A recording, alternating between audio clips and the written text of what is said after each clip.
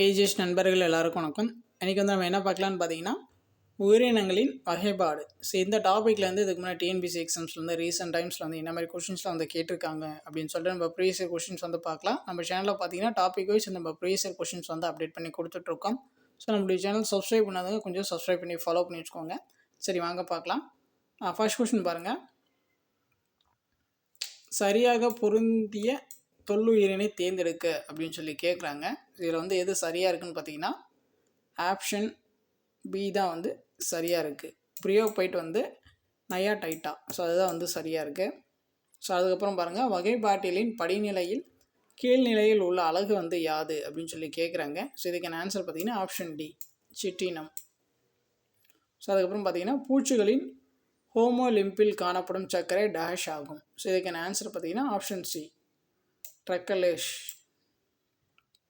அடுத்து பாருங்கள், கீழ்கண்டவற்றில் எந்த கூற்று லாம்ப்ரோவுக்கு பொருத்தமாக அமையும் அப்படின்னு சொல்லி கேட்குறாங்க. 3 கூற்றுகள் வந்து கொடுத்துருக்காங்க.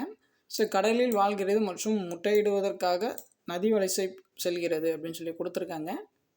அதுக்கப்புறம் பார்த்திங்கன்னா அக ஒட்டுண்ணிகள் அப்படின்னு சொல்லி கொடுத்துருக்காங்க. தடையற்ற விலங்கு அப்படின்னு சொல்லி கொடுத்துருக்காங்க. இதில் பார்த்தீங்கன்னா ஸோ ஃபஸ்ட்டும் 3 வந்து சரி, ஆப்ஷன் சி.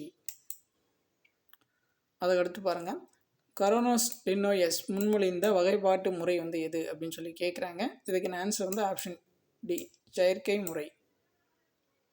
அடுத்து பாருங்கள், பொறுத்துக்கு வந்து கொடுத்துருக்காங்க. உயிரினத்தை அவற்றின் தொடர்புடைய வரிசையுடன் சரியாக பொருத்தணும் அப்படின்னு சொல்லி கொடுத்துருக்காங்க. ஸோ தேனி பார்த்தீங்கன்னா ஹைமோட்டரா. அதுக்கப்புறம் பார்த்தீங்கன்னா அட்டை பார்த்தீங்கன்னா இருடினியா. அதுக்கப்புறம் பார்த்தீங்கன்னா மண்புழு பார்த்தீங்கன்னா ஆப்ளோடாக்சைடியா. அதுக்கப்புறம் பார்த்தீங்கன்னா நாடாப்புழு பார்த்தீங்கன்னா சைக்ளோபெலிடியா. ஸோ இதுக்கான ஆன்சர் ஆப்ஷன் டி. ஸோ அடுத்து பாருங்கள், அடுத்து வந்து பொறுத்துக்கு தான் கொடுத்துருக்காங்க. ஒட்டுண்ணியை வந்து அந்த பேரின பெயருடன் வந்து பொறுத்து சொல்லியிருக்காங்க. ஸோ ஃபஸ்ட்டு பார்த்தீங்கன்னா அன்சைக்ளோடோமா பார்த்தீங்கன்னா கொக்கி புழு, என்டோரோபியஸ் வந்து முள்புழு, உச்சோரோசியா வந்து ஃபைலோரியோ புழு, ரைக்ரூஸ் வந்து சாட்டை புழு. ஸோ இதுக்கான ஆன்சர் வந்து ஆப்ஷன் பி. சயின்ஸ் பொறுத்த வரைக்கும் கொஞ்சம் டெக்னிக்கல் டேம் இந்த வேர்டை வந்து நம்ம கன்ஃபியூஸ் பண்ணுற மாதிரி இருக்கும். அதை கொஞ்சம் பார்த்துக்கலாம். சயின்ஸ் பொறுத்த வரைக்கும் ரொம்ப டெப்த்தெல்லாம் இறங்க தேவையில்லை, நம்ம 10th சயின்ஸ் படித்தாலே போதும். ஸோ அதுக்கப்புறம் பார்த்திங்கன்னா அமோனியாக்குதலில் ஈடுபடும் பாக்டீரியத்தை கண்டுபிடிக்கும் அப்படின்னு சொல்லி கேட்குறாங்க. ஸோ இதுக்கான ஆன்சர் பார்த்திங்கன்னா ஆப்ஷன் ஏ பேசிலஸ் ராமோசஸ். அதுக்கப்புறம் பாருங்கள், தற்போது பயன்பாட்டில் உள்ள விலங்குகளின் வகைப்பாடு என்பது வந்து என்ன அப்படின்னு சொல்லி கேட்குறாங்க. அதுக்கான ஆன்சர் வந்து ஆப்ஷன் சி இயற்கை வகைப்பாடு. அடுத்து பாருங்கள், ஜெல்லி மீன்களில் தனியாக காணப்படாத உறுப்புகளான டேஷ் மற்றும் டேஷ் அப்படின்னு சொல்லி கேட்குறாங்க. இதுக்கான ஆன்சர் பார்த்தீங்கன்னா ஆப்ஷன் டி சுவாச உறுப்பு, கழிவு நீக்க உறுப்பு. அடுத்து பாருங்கள், உயிர் ஒரு இயற்பியல் வேதியியல் தொகுப்பு. இவ்வுயிரி கொடுக்கப்பட்டவைகளில் எதை வெளிப்படுத்துகிறது அப்படின்னு சொல்லி கேட்குறாங்க. ஸோ இதுக்கான ஆன்சர் பார்த்தீங்கன்னா இனப்பெருக்கம், உறுத்துணர்ச்சி, இடப்பெயர்ச்சி, இவை அனைத்தும். அடுத்து பாருங்கள், சிற்றணிகளின் தோற்றம் என்னும் புத்தகத்தை எழுதியவர் வந்து யாருன்னு கேட்குறாங்க. இதுக்கான ஆன்சர் பார்த்தீங்கன்னா ஆப்ஷன் சி டார்வின். ஸோ அடுத்து பாருங்கள், நீர்நிலைகளின் ஆழமான அடித்தட்டுகளில் வாழும் உயிரினங்களை எவ்வாறு அழைப்பாய் அப்படின்னு சொல்லி கேட்குறாங்க. இதுக்கான ஆன்சர் வந்து ஆப்ஷன் சி பெனந்திக்.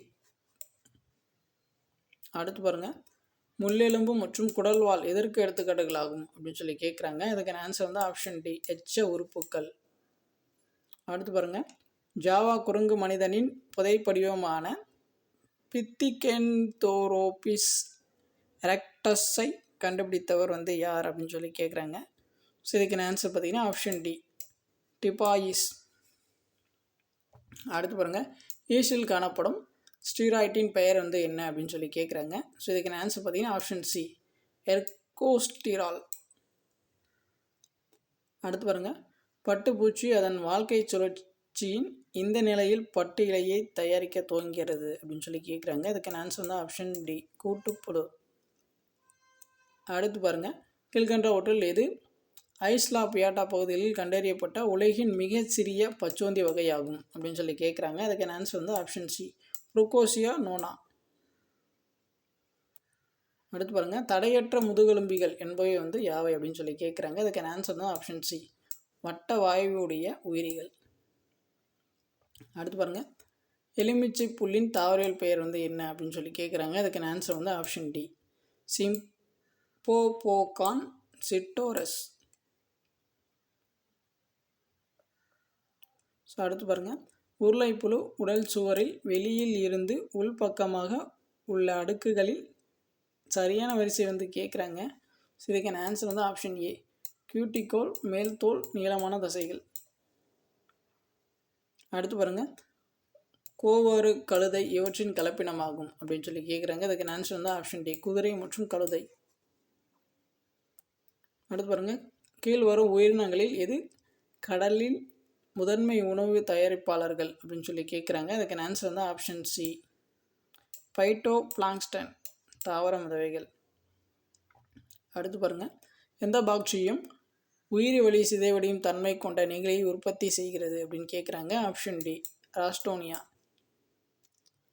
அடுத்து பாருங்கள், எந்த உயிரினத்தில் முதலில் பாலிட்டீன் குரோமோசோம்கள் கண்டறியப்பட்டது? இதுக்கான ஆன்சர் பார்த்தீங்கன்னா ஆப்ஷன் சி, கைரோனாமஸ்.